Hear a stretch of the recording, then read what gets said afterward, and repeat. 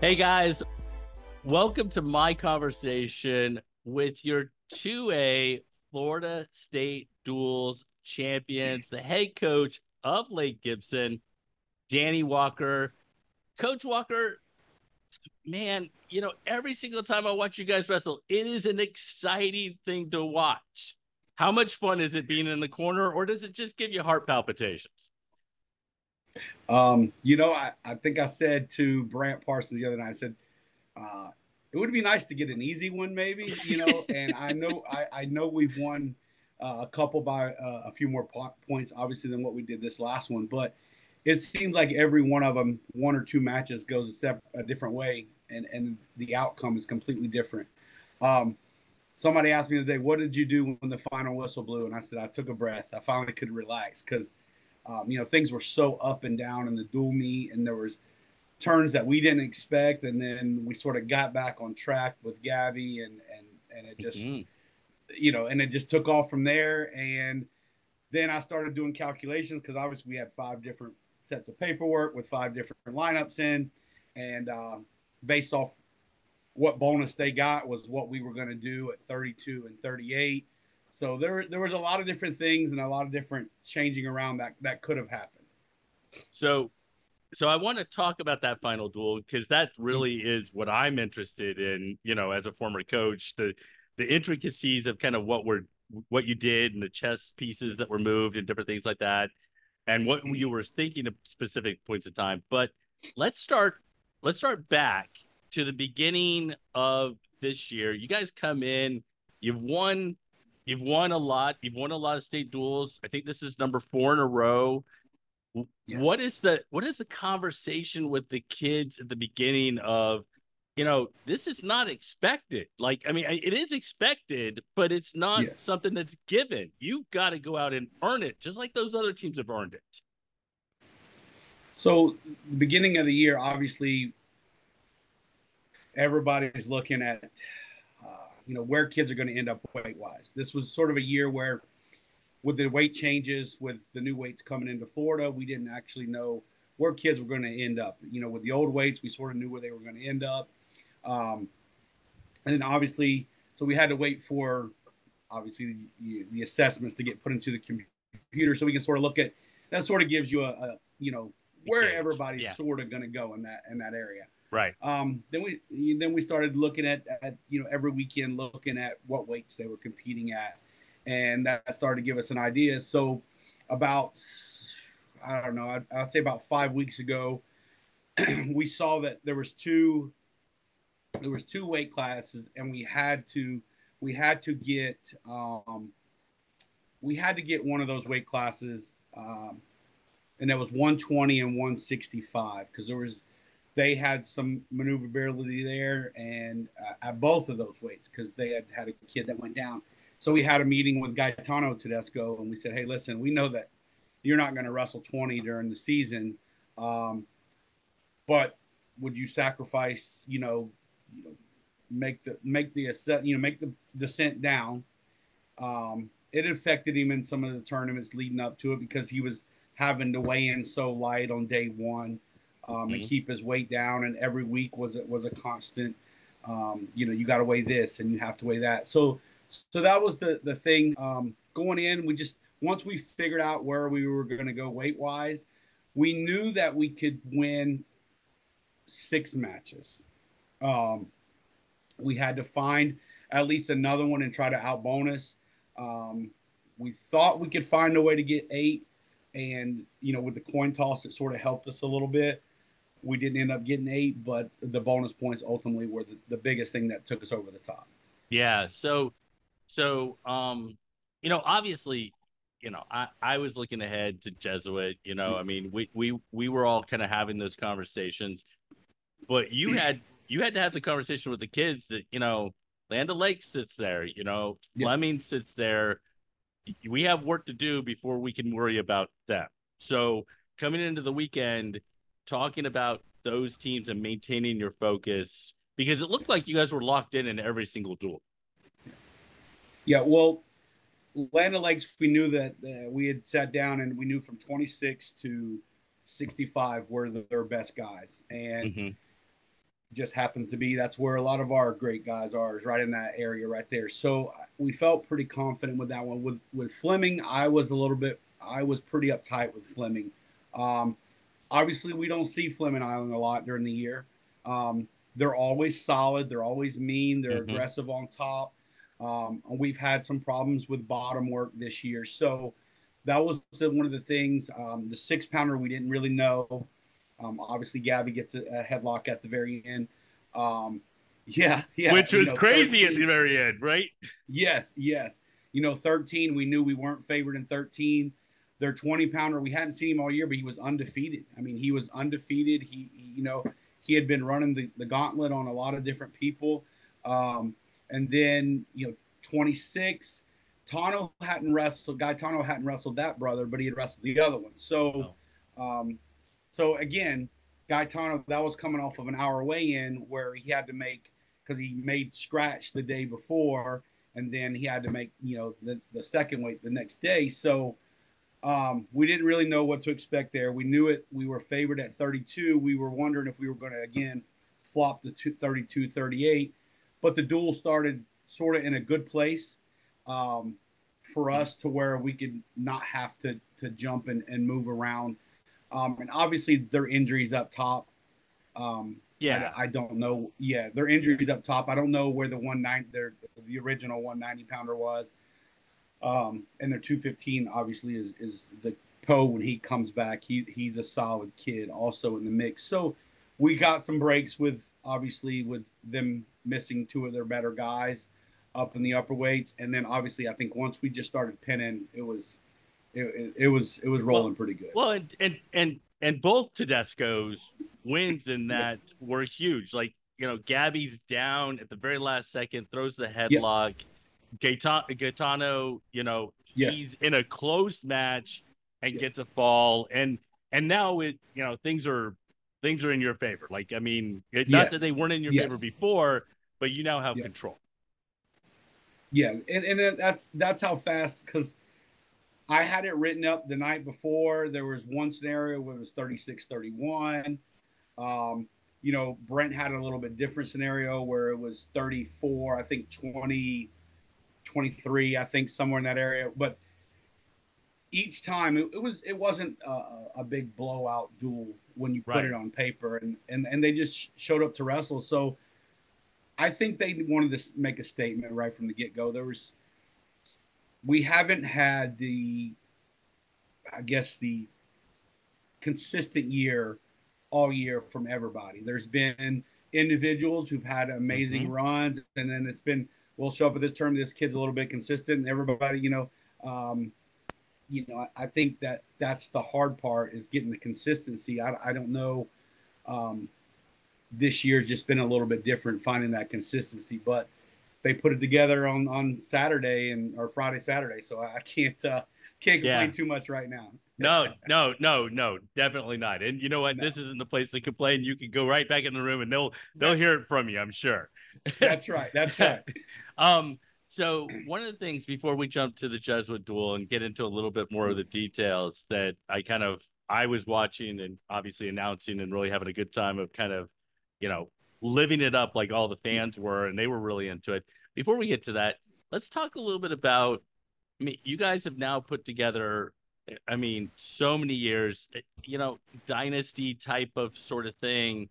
Um, and I want you, like, you're the face of Lake Gibson, but there's so many people that play a huge role Yes. in your success. Who are some of the individuals that like really step up and kind of help, whether it's the development of the younger kids or pulling this kid to the side and talking to them? Who are some of the people that are involved that I don't really know?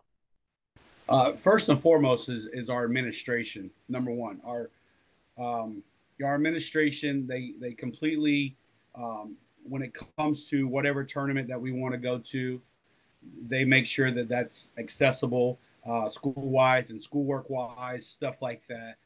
I can't say enough about the administration. From the get go. In the room wise, obviously Coach George is has been my right hand man for I don't know how many years. He's sort of my calming voice. Um, the way that I am, and it's probably going to lead to a lot more gray hair. It says I believe anybody who steps on the mat with us. I never underestimate anybody. It Right. doesn't matter who it is.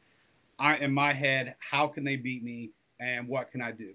Right. He's sort of that common voice, like, hey, just relax. We're going to be fine. Everything's going to take care of itself. And then obviously this year we brought in Coach Isaac, and he's quite a different style than what we have brought in the room. He's a scrambler, funky, PA top guy. So, having that in the room, and, it's just like the alumni, they keep coming back. Mm-hmm. Each day, there usually is a different alumni that comes in if they're in town from school. Christmas break, I had, Shannon Hanna, Hayden Whitten, Brendan Abden. I mean, Yeah, I think all I those might have saw guys. a picture of like a Yes, bunch of them. yes, Yeah.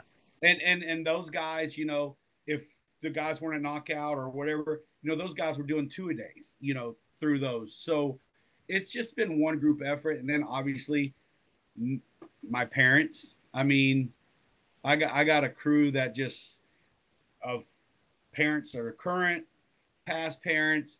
I mean, when it comes to fundraising, we put together a golf tournament or whatever. The support is amazing, and again, it's through a lot of work and a lot of years of building. Mm-hmm. But the community, it's special. It's special on the north side of Lakeland, and I like to compare it to like them small towns where they sort of shut down for high school football. Yeah. Yeah. For people who sort of been to our dual meets, it gets loud and it's raucous, and we brought in cheerleaders the last dual meet versus winter spring. So it's like it's really cool, and it's cool to have a good team come in and have that environment. We got Zephyr Hills Christian that we're going to duel next Thursday night Oh, yeah. at our place, which is going to be phenomenal. So just so many key pieces. If I need something, all I got to say is, hey, I need something, and it comes one way or another. Well, and you spoke about the parents because, man, I'll tell you what, the atmosphere for that final duel Yeah. was just fun. The Jesuit parents, your community, Yes. your group, Yeah. back and forth, just like the duel, they tried to out loud each other. Yes. They were Yes.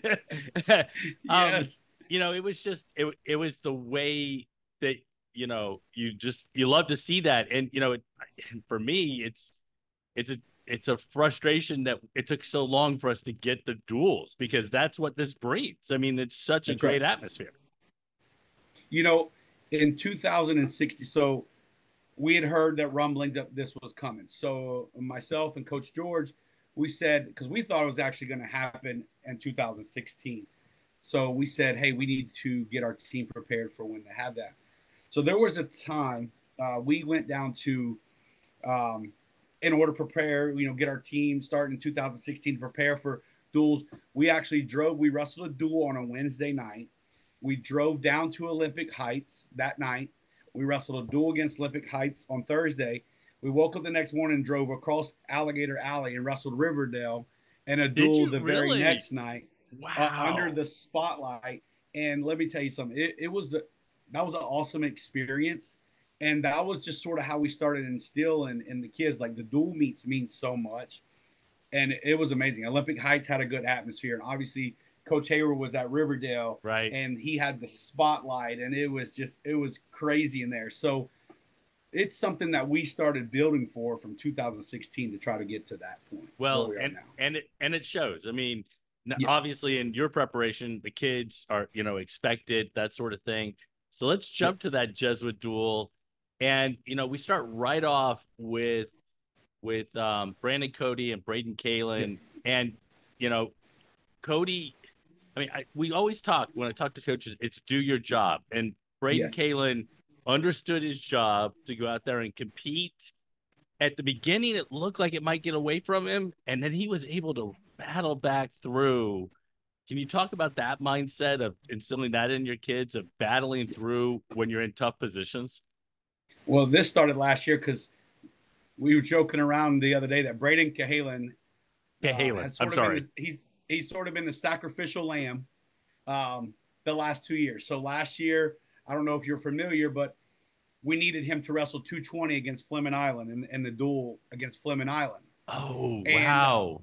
he Okay. sat on he sat at weigh-ins with a gallon jug drinking just enough, and he had to pee so bad, just enough to weigh enough so he could wrestle that dual meet against the Fleming Island 220.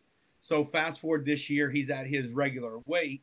Um, so then last week we had, when we had the dual Winter Springs, put that on paper. We were like, man, this is gonna be a pretty tough little duel. So we're like, hey, listen, we're gonna have to send you out on Penton. And he said, whatever you need, coach. So long story short, he ends up just giving up at a major, there. He knows his job. He embraces it. He understands that he's going to get his time to shine, but he also understands that the team is counting on him. And the same thing happened against Fleming Island this year. He went out there against Chop. Hmm. Um, Chop put them boots in and started stretching a little bit. After that, he made an adjustment and ended up getting a takedown. I think he only lost like 5-2 or five to Yeah, three it was real close against. at the end. Yeah. Yes, against Chop. And the same way with Cody. Once Cody, amazing wrestler. I mean, he's worked so hard, He has. and Yeah. just he is a physical specimen right now. And when he got that bar in and cranked that over, I thought we were gonna be giving up six really quick. And he fought off, and then Braden just sort of did his job and made sure that he took shots in the right places on the edge of the mat. He got Hmm. in on a couple doubles, a couple single legs. Run 30 seconds off here and off there. And again, I can't say enough about Braden. I mean, he knows his job. He's been doing it for 2 years, and I knew that it was going to be hard for somebody to pin him. But when he did go over so early in the match, I thought we were in trouble. Yes. Yeah. so I we could talk about each individual match. I don't want to Yeah. take too much of your time. Yeah. There were points, there were shifts at different points of Yes. time. 190 was a Yes. match you could have won that you didn't win. Yeah. 215 was a match that you did win, but maybe Yeah. you thought you might bonus on. Yes. Um, but then you come around to Gabby at 6, and I mean, really, I mean, her and Glover went back and forth, Yes. and just like in the semis, to pull out that win and sudden victory had to be a huge boost in the arm for you guys. It was because at that time, yet our heavyweight had just pinned, Hmm. but again, like you said, we thought we were going to bonus at 215. At 190, we just played more into their hand, and then by the time we were out of gas, by the time we tried to do what we needed to do, but at 106, we knew that we were starting to get into a serious situation where we were either going to have to alter the lineup somehow, move some kids around, and then Gabby goes out there and she's had a problem getting away from people. She went to the ladies Ironman Hmm. in December, and she ever since she had won Fargo and then won USA Nationals in Iowa, she had not been training the same. Um, she was sort of complacent. She had gotten satisfied, complacent, and wasn't doing that. So when she went out to the Iron Woman, and she lost two matches where she was winning one of them and ended up giving up a stall call at the very end and then got caught in the headlock. But once she came back, she completely trained and went back to the way she was training when she was trying to win Fargo. Um, I was worried about going bottom. And at that point, I just looked at Brent. I said, look, if we're gonna win, she's got to get off bottom. Like, there is no if and buts about it. Yeah. And luckily it didn't get into overtime for her to go to ultimate right out, because that's Hmm. I knew that was going to be a bit of a problem. Um, Well, but and it for her looked to like it was stand heading there, that way. I mean, yes, yes, yes, and I'm going to be honest, I thought that's where, but he got in so deep on that double leg, and and that she rolls it through. the Yeah. first thing I said to people was like, that's why we wrestle so much freestyle and Greco. Right there, that just that chest lock is the reason why we wrestle so much freestyle. That puts us in that situation. That leg's right above our head, allows her to scramble out, and she's came up so big for us. I sat her down this week because I met with every individual on Monday, and we went through their first half of the season, what I thought they did well, what they didn't do well, what they could improve on. And I sat down with her and I said, "Listen, you've done everything that we could possibly ask," because she was contemplating. She was like, "Coach, I think I want to wrestle the boys tournament and prove that I can place." And I said, "Gabby, that would be selfish on my end and everybody else's end to want you to do that and possibly sacrifice another state championship that you have, your individual state championship." So I said, "No, I want you to focus on winning your state title at the girls' state tournament, and just, you've done everything we could possibly ask.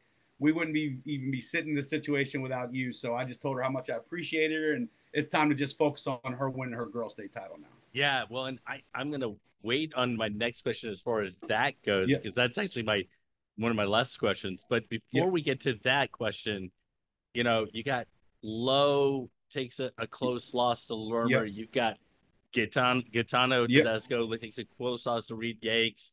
And we're coming down to the end, and we got the Austin Chung Mason Basil Yes. match that was just kind of a wild series of events.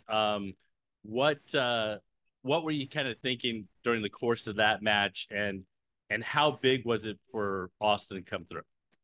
So I was a little upset because I thought we had two opportunities that we didn't capitalize on early in the match, and and I thought it was going to come back to bite us, to be honest with you. And at the end, you And it know, almost did. it did. It almost did. And in that situation, I wouldn't want to be in. I love Merv to death. He Yeah. was the referee. I wouldn't want to be in his shoes in that situation. I thought that um, he was there in that situation for a longer amount of time um, than he should have been. That was my only thing, was I thought the call should have been made a little bit earlier. And Mhm. I think that's where we sort of run into the situation of the time Yeah. and so on and so forth.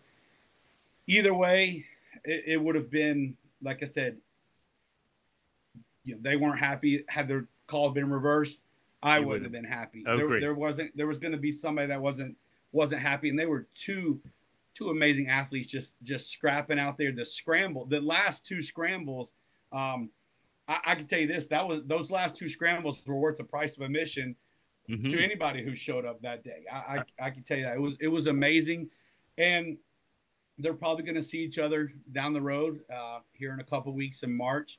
I would think And so. Yeah, who knows, man? Coin toss again. Sal and Coach Mason done such an amazing job with those they boys, have. and you Yeah. cannot. They're gonna be chomping at the bit. I can tell you that. All right. So I don't know if if I should have asked Gianni this question before the Yep. duel or not, and I don't know if you know that I asked this question, but we were sitting next to each other, and I looked at him and I go, "How is this play going to play out between you guys and Jesuit?" And he says, "Well, I think it's going to be really close. It's going to go back and forth. It's going to come down to me, and I'm going to get the win Yeah. and seal the win for us." Yes. And he did just that. Yes. And Yes. do you love that, like that level of confidence from your team, like your team leader? I mean, that is just that kind of gives you a little bit of goosebumps. Well, he has said that all year. He wants the pressure on him. He seems to perform better like that. Funny thing is, I woke up Saturday morning. And I told Coach Brant, and I said, "Listen." He says, "Where would you like to start at today if you had a choice?" And I said, I don't know. Anywhere around 65, 75 would be my pick that I would want to start at. And once we got there and they drew the weight class, I said, "Man, this could be something right here. This could be something." I looked at Gianni. I said, "You're going to be the last match." And he looked at me, goes, "I got it. If it's down to me there, I got it. It's all done." So, but again, they're 17, 18-year-old Agreed. athletes. Right. They are. Right. Um, you got everybody there. All the other duels are done and over with. You got everybody there just watching. So, and I had seen Gianni at times tried to force things a little bit too much in a situation. And at the beginning of the match, I thought he was trying to force things a little bit more than what he would normally. He was taking some shots that were a little bit outside of his range. Um, but before he went out there, I just pulled him over. I tapped him on his shoe. I said, listen, I just need you to take a deep breath. It's just another match. Don't get caught up in the crowd and everything like that. And, that first period, like, again, he was shooting from a little bit too far distance.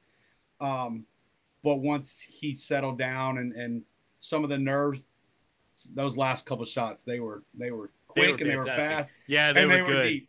Yeah, yes, they were good. Yes. They were good. Yes. So I got two questions for you. The last two questions I've got for you, and we've talked a lot longer than I said we'd talk. I apologize for that. It's all right. The question I have for you is, you mentioned it just a minute ago about Gabby and that sort of thing, and gearing up for the postseason individually. It's still a traditional state tournament. You still are looking for a team title. Yes. But now, is the conversation shift a little bit as far as you talking with them about them making a run for themselves, or is it really just still the same message? It's the same message, with the exception of like I told him today. When you become satisfied, I guess that's the hardest part from the dual team state series to the IBT, is because you have it here in January. And then you got to somehow refocus and regroup and get through March without people getting satisfied. Because, some people get satisfied. When you're training for dual team, everybody's important. Everybody's valuable, which that's right. They sort of lose focus of that sometimes because they're like, well, I'm not the starter today, so I don't have to go as hard. Well, yes, you do, because you need that person to give that same person or that person the same look you were giving him leading up to that point. 100%. And if you get satisfied because you're just complacent, then we're going to start to lose that edge. And the message is the same. Go out and take care of what needs to be taken care of on your end, and the rest is going to take care of itself. You go out there and you compete for your team and your logo, and the rest is going to take care of itself. So that's sort of the thing. The message doesn't change. We just know that the target is just a little bit bigger, and we're going to have to work a little bit harder. So last question for you, Coach, is everything is done. You pull the kids to the back after that duel with Jesuit. What'd you say to them? The first thing, I thanked them. I thanked them for all the sacrifice and all the hard work they put in to get where we were. Again, because every single individual played a role in that. Right. But I told them that we'd been here before, and to not lose sight of what the next goal is. We enjoy this for tonight, tomorrow. After that, we got to regain focus, because obviously, just like I told them today, we're going down to Palmetto Ridge this weekend. Right. I mean, it's low. It's loaded. That is loaded. It's loaded. I mean, we're going to be missing a few guys this weekend, but it's loaded. And I don't want to go in there and just be like, oh, complacent, like, oh my goodness, it's okay. That's not the message. So again, just everything that we'd preached leading up to it, it came true. So stick to the process. Don't stray from it. Whether you're a starter or not a starter, we're all going to finish this thing as a family, and wherever we end up, we end up. Coach, I love the message, and I want to extend my congratulations to you guys. I've been around some great duels, and I've seen a lot of really great duels. That final duel with Jesuit was fantastic. It was a lot of fun to watch. It is what wrestling needs, and thanks for being a part of it. And congratulations, and best of luck to your kids the rest of the year. Thank you so much for having me. Thank you. Thanks, Coach.